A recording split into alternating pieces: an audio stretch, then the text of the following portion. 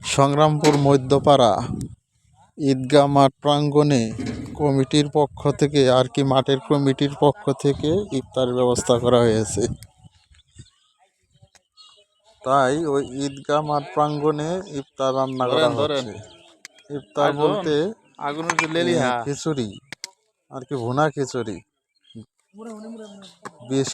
20 KG গরুর মাংস এবং 60 কেজি চাউল।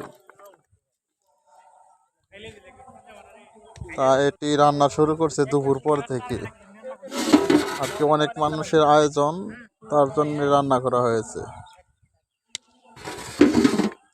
সংগ্রামপুর মধ্যপাড়া ঈদগাহ পক্ষ থেকে ইফতারের ব্যবস্থা। তাই কাছাকাছি যারা আছেন আশেপাশে অবশ্যই ইফতারে চলে আসবেন। সকল মুসলমানদের জন্য ইফতারের দাওয়াত রইল। মানিকপুর সংগ্রামপুর এস.এম. দাখিল মাদ্রাসা বিকাল বেলায় ইফতারের ব্যবস্থা। চলে আসবেন আশা করি। খোদা হাফেজ।